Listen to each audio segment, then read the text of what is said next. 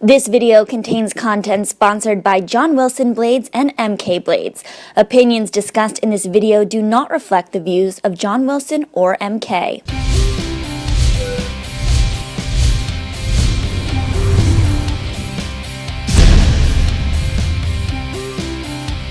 Hello and welcome to the skating lesson, Christine. Dave, it is great to be here. Thank you for having me. At 2:30 in the morning in my hotel room is probably more you could ever want. And everyone can hear you, right? Because otherwise, can I say that again? Yes. It's 2:30. Yes, it's 2:30 in the morning on Sunday morning after the women, ladies, long program, free skate. So yeah, it is 2:30. I think it's an important thing to kind of add here. Yes. And I think Jenny and do you want me to look at you or look at the? Look I'll look at the camera. Look at your fans, Christine. That you have many. Yes. I saw you late. recognized a lot in the street here. Well, as we've said, as I've given you full credit, you and Jenny, that I think I said this right. I could be on Good Morning America, PBS NewsHour, and CNN.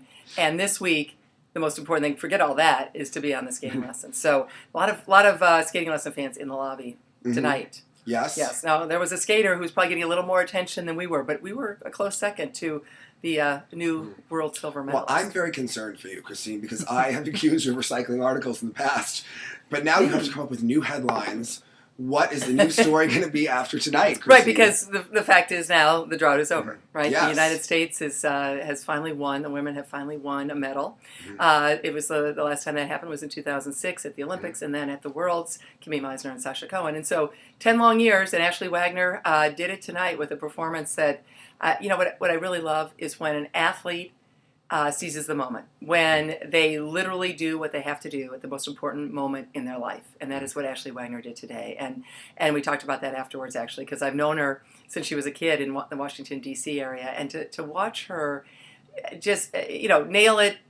We can say she nailed it. There were a couple little things that she didn't do perfectly, but at the moment, at that time, oh my gosh, I mean, that's as good as you could do, and it was just terrific to see that, and it's great for Ashley Wagner, first of all, great for American figure skating, and just a real boost, I think. Especially, could you have imagined after all the buildup, and here the last group, and the way it was set up, the Russians are, do their thing, and they're out of the way, and here comes Gold, and then Wagner, back to back. I mean, this is set up.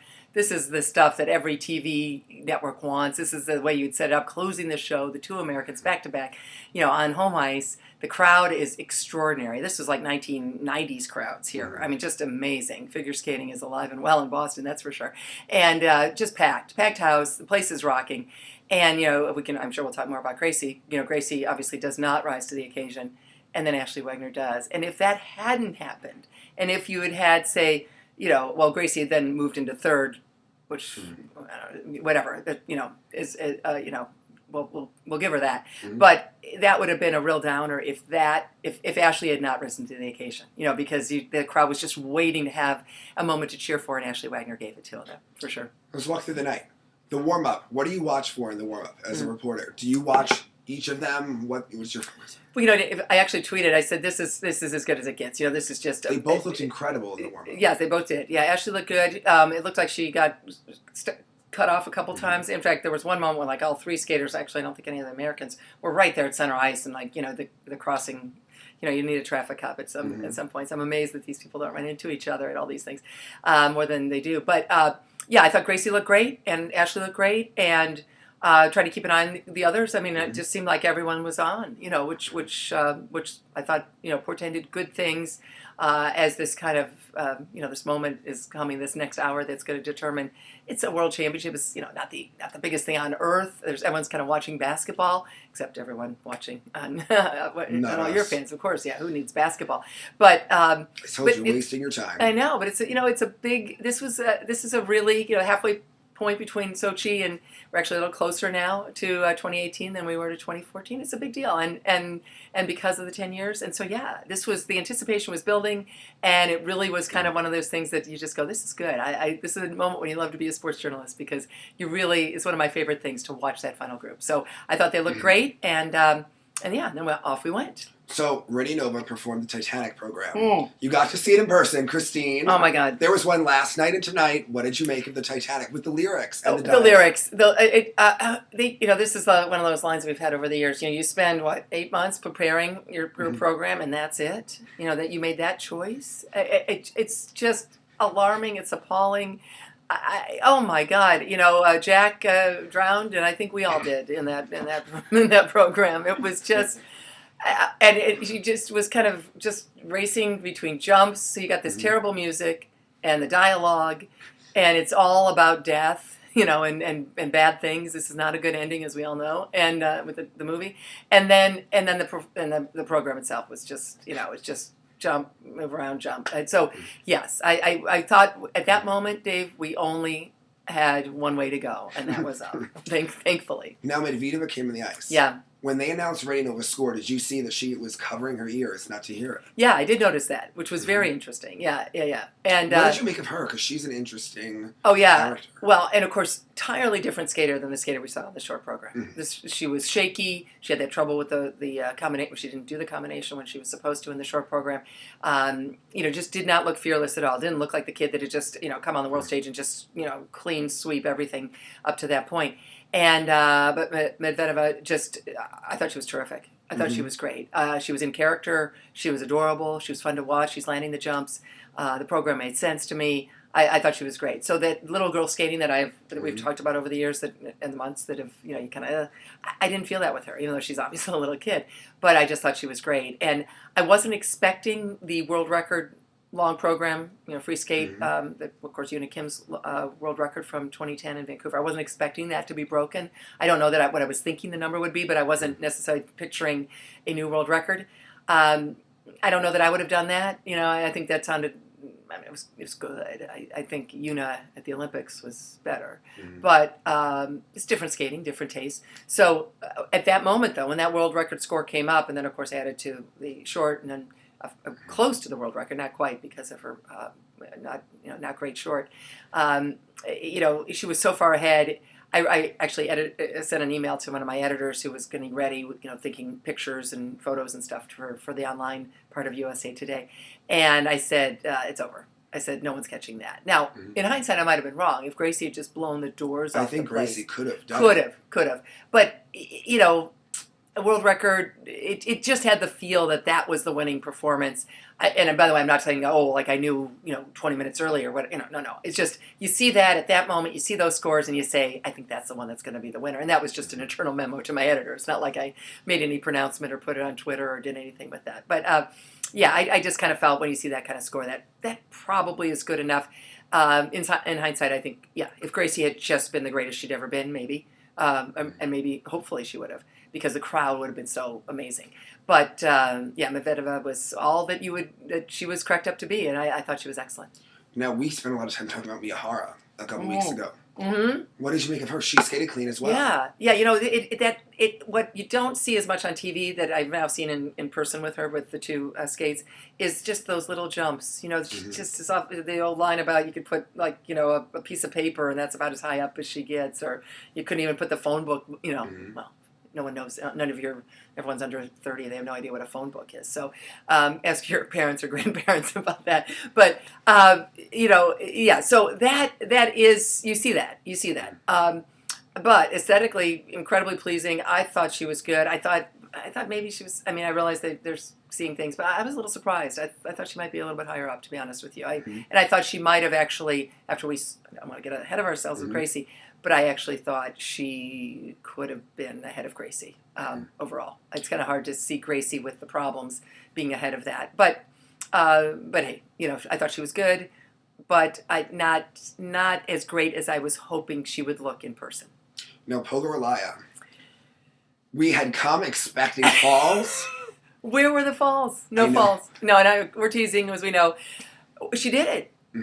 Everyone's waiting, right? The entire arena is waiting for the invisible middle linebacker to come in and just take her out. And it never happened. I wish she'd look happier. She looks down a lot while she skates. Yeah, I know she does. Again, it's not my cup of tea. It's Russian. The Russians they spend a lot of time, all of them, in front of the judges. There's still that Plushenko, Yagudin, Urmanov. Let's throw the names out there. So this guy, they teach them, right? Just kind of be in front of the judges a little bit. Which again, it's fine, whatever. It's certainly not my taste. But it's a Russian way. But it's fine. And she was good. She was really good. She did what she had to do. Surprised the heck out of all of us by by not falling, and I mean that is a total compliment to her. She obviously has had trouble handling pressure at big events, and she nailed it. And if we were Russian talking about this, we would be praising someone overcoming their demons, someone overcoming all of the terrible things, the falls, the spills that she's had, and just doing great, and she did. And so, again, because she's Russian, we're in the United States and all this, we're not thinking of it that way, but we probably should, because she did everything she had to do, and she was good, and she deserved to be right in there. Well, at that moment, she gets off the ice. The ovation was not huge. No. It was respectable, but not what it had been for other skaters. Gracie comes out. You watch her. What were you reading? Yeah, well, this was interesting, and it's funny because as a journalist, you just kind of keep your eyes open. I mean, when it's like people ask, "Are you thinking this or planning that?" No, in many ways, I'm planning nothing. I want my brain just to watch and observe. I don't have a preconceived notion of what's going to happen. I don't necessarily have a lead written for my early thing. We put a quick column online as soon as it 5-10 minutes after it ended. I don't have that, and I'm watching, and I was watching. So she's still skating out there, and I'm watching Gracie and Frank come out, and Scott, right? They're all three. And I've seen something that I have not seen maybe ever. Mm-hmm. Would you like Alex to play Gracie? Yeah. Yes. Would you like to interview Frank? No, right. But I think you will get the idea here, right? So Frank gets in her face and grabs both of her arms, totally appropriately, obviously, as a coach, and is just in her face. I'm sure, again, folks saw it. In fact, that's a question. Did they show this on TV? They may not have. Because it didn't happen as they were getting ready to send her on the ice. Sure. It happened. And this hit me right away. You never see this. When they come out in that waiting time period while the music is still playing and the skater in front of them is still going, what did you see? You see them bouncing around, jumping around, avoiding looking at the ice, not listening to things, not looking at the crowd, and just in their own world. This is exactly, or let me say this, none of that happened with Gracie Gold. What happened was Frank, in her face, very animated, talking to her, coaching her up for multiple seconds. Certainly was not a minute, but it went on and on and on. And I looked at a couple of people around. I said, "This is a problem." I mean, as I said, I don't know that I've ever seen a coach do that certainly at this level, and I can't remember seeing a coach do it at any level, where you've got the short program leader and you are in her face and doing everything possible to try to inspire her or calm her down or whatever it is. So clearly Frank, who's the greatest, realized he had a huge problem. And that's what my takeaway was. As you're thinking about it, and I tweeted this, that's all I did with it. But the other side is, well, is there any positive reason why he's doing this? And having covered this sport for a long time, there was no positive reason.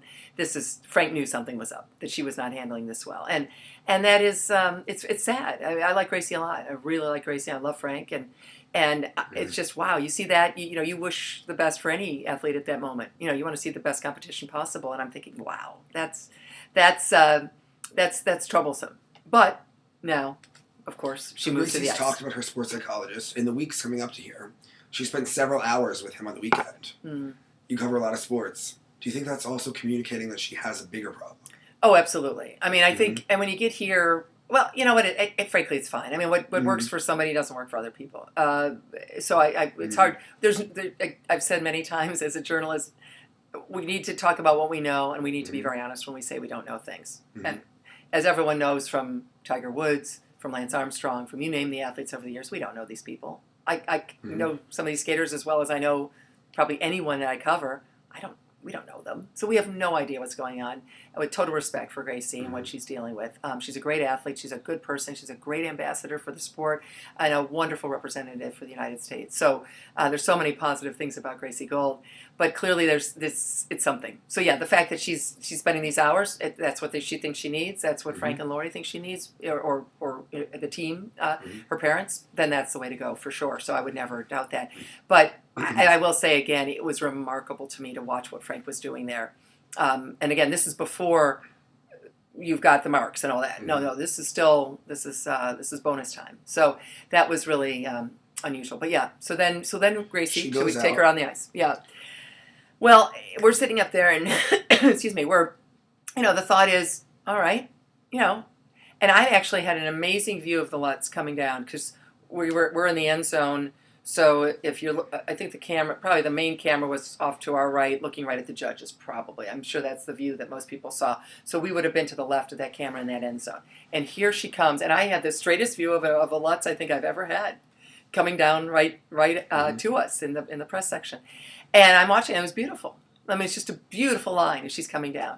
And she goes up, and she lands it, and then goes up for that triple toe.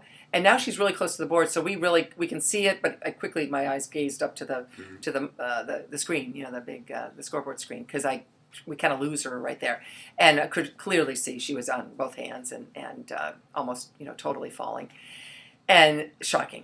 I mean, absolutely shocking, and kind of reaffirming, sadly and unfortunately, that what we were kind of thinking based on what Frank had been doing, what I was thinking based on what Frank had been doing a few minutes earlier. Then I have to give Gracie a ton of credit. Just as Sasha Cohen pulled it together after 2 falls in Torino 10 years ago, Sasha ended up with a great finish to her program and ended up with the silver medal because of it. Gracie did pull herself back together. And obviously the air was out of the program, the air was out of the building. The eyes were gone. Yeah. Oh, no. And there was clearly a tentativeness and a now you're, I mean, never having been a skater, I so appreciate what it must be like, and I feel as a journalist what that must be like as an outsider, when it's like, oh no, this huge mistake has just occurred and now you got to keep doing stuff. But to her credit, and this is where she really does have so much to offer, and she's not done yet. She's 20 years old. She's there's a long way yet, I think, with Gracie Gold. I'm sure of it. She started to get it back together. And actually, I thought the program really did pick up for a little bit. And she landed those jumps, and there was tons of pressure on her, and she was landing them. And it was nowhere near the program that, in terms of the performance that Lori Nickel would have ever wanted, of course. I mean, I haven't talked to Lori, but you've got to know that, obviously. But you also understand the skater is really shocked. I mean, here's the world title sitting there, home ice. We've talked to him, blah, blah, blah, yada, yada, yada. And now, in the first 20, 30 seconds, the combination is gone and you've fallen. And so I give her credit for doing as much as she did do, and then coming back down now near the end. Did you notice she pulled back before the Lutz? Did you see her slow down? No, I couldn't, because again, she's coming back at us, right? I mean, I think it's the same spot. Same spot. Yeah, so really could not judge how she was coming. But what went through my mind, of course, was nationals and the popping of the jump, and sure enough, she popped it. And wow. And I'm sure I want to go back and look at these programs, online and see what it looked like on TV. But you get this kind of audible groan. And I know in the press, section, we're not cheering. There's no cheering in the press box. We're not cheering for anyone or rooting for or against anyone. We're journalists. We're covering the thing. But you're like, oh, man, oh, wow. So 2 big mistakes. And at that moment, I think there were some of us thinking up there. I know I was thinking, is it possible the U.S. will get shut out again? No, I mean, Ashley's coming, but you've got 3 scores up there now, and if Gracie scores before she gets her marks, well, she gets the marks, and they actually move her into 3rd. As I said, that surprised me a little, but Gracie she's an accomplished skater, and she's done a lot, and so hey, whatever. Clearly not Gracie's performance. The fact if she had won the bronze, if Ashley had not skated well, and if Gracie had won the bronze, I don't think Gracie would have been pleased with that at all. So I think we can safely say that it was a bad night for Gracie, and I feel very bad. Again, as a journalist, you cover it, but you look at someone, you go, boy, you hate to see that. So. No, you talked about Gracie getting the ice. Did you see Ashley come out? And what was her demeanor? Did she smell blood? Yeah, it's interesting because as we've talked a little bit, this great position for Ashley. She's feisty. Oh, she's feisty. She gets to skate last. She's got the underdog thing going, right? She was 3rd at nationals. She's just loving that. I think she loved that she was 4th here, that she got passed right at the end and didn't get a small medal and didn't get to be on the podium or on the dais and do the press conference. I think she loved that because she could keep up the underdog thing. Even though she's 3-time national champ and done all these things in the Grand Prix final and all that in World Championships, still, she loved that. So I actually asked her this question in the press conference. She comes out, and she knows something went wrong with Gracie's program. Because if she comes out and the place is up for grabs, and Gracie has blown the doors off the building, and there's a standing ovation, and that Ashley would have felt that. And Ashley had to know that there was very nice applause for Gracie, a bit of a standing ovation from some people, but in general, it was, Gracie knew. Ashley knew. So I asked her, and she said yes. In fact, she said I sensed something was wrong. She goes, the audience makes that noise that audience makes, and she goes, I could tell something was wrong, and it actually kind of panicked her for a second, like, could the U.S. lose spots? What is my role in this? And then she said, she and Ralph talked and said, like, get that out of your brain. This has nothing to do.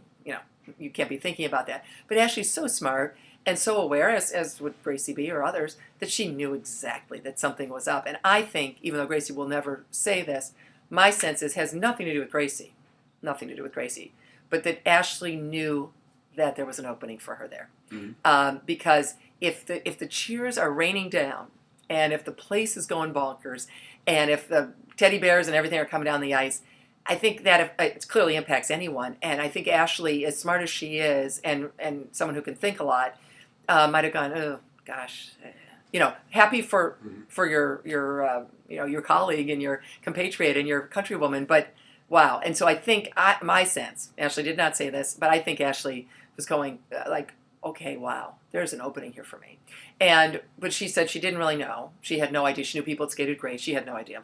But she said Ralph looked at her at the boards, and Raphael Artunian, my goodness, this guy. I mean, he is a miracle worker with what he's doing with all these skaters. Anyway, he's there at the boards with her, and he says, when you see somebody, you got this. It's there for you. Go for it. And that's what you want to hear from a coach. And so she goes out there, and first of all, I love that program, and I be the first to say that I think Ashley Wagner should skate to Moulin Rouge for the rest of her life. There's other people here who are now laughing off stage here. I love that program. I love the music. The show must go on. The show must go on. In fact, that's why we're here. Is that your favorite part? Almost at 3. I love that. Well, the makeup flaking or whatever. I love Would the whole... you act like that on the ice? In my purple with my Rachmaninoff. You could be Diva Wagner. Actually, you know what? Can I change? I said Rachmaninoff, and I loved Moulin Rouge. No, seriously, that program is so, it allows her to tell her story and whatever. So I personally love it and enjoy watching it and enjoy the music. And she just goes out there, and she'd look good in the warm-up, and she'd look just as good. And she's just rattling up, the way she just kind of like flips those jumps off. And you're sensing it's good. Now, the Lutz at the end is the big deal. And, she held on to a jump at the far end, the flip, right? That was big. I forgot. I haven't even had the time yet to look at all the grades of execution. I'm sure she got a lot of -3s there or whatever. Nonetheless, she held on. She did not fall. And then she finishes strong. And at that point, you're saying, well, I knew just because of the content and whatever. Again, first place is out of reach. I mean, that was just in my brain. But I'm thinking that should be second, but I could see it being third. Because who knows? And who knows what they're going to ding her on and whatever. So really one of my favorite moments in sports, and it's been this way covering Nagano in '98. It's that moment that everyone knows this, of course, you're waiting. The scores for Ashley Wagner. And then there's a wait. What is it? Maybe, I don't know, 2, 3, 4, 5 seconds. I don't know what it is, right? But there's definitely, you're waiting. And this is drama. And at the Olympics, of course, it's heightened because it's the Olympic Games. But nonetheless, it's a big deal. And so you've got that, and you're waiting. And, of course, all I'm doing at that moment is I'm looking in the right-hand corner because you see the number. Mm-hmm. The number's going to pop up. All these scores, you're going to get the score for the free skate. But that number is going to be the number, the placement. And at that point, it's just like you see that, and she's second, and boom. And you know what? It was, as I said, I've known her for a long time. And this is a woman who was out of money, and Michael Weiss's foundation gave her money, I think like $20,000, to let her keep going. Otherwise, she would never have kept going. She drove her car across the country to start training in California with John Nix and now Raphael. And she talked about having to change a tire in a driving rainstorm in Nebraska or something by herself. She'll be 25 in May. Tara Lipinski left, unusual, obviously a unique case, Olympic gold medalist, left at 15 and a half. So basically 9.5 years later. Michelle Kwan at 25 was basically was trying to make it to Torino and did not, or did, but then had to withdraw. My goodness, everyone in this sport has done it 18, 19, 20, 21, 22. Arakawa at the 2006 Olympics was 26, I believe.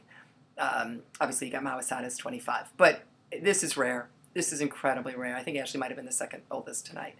And there she is doing this now. Amazing.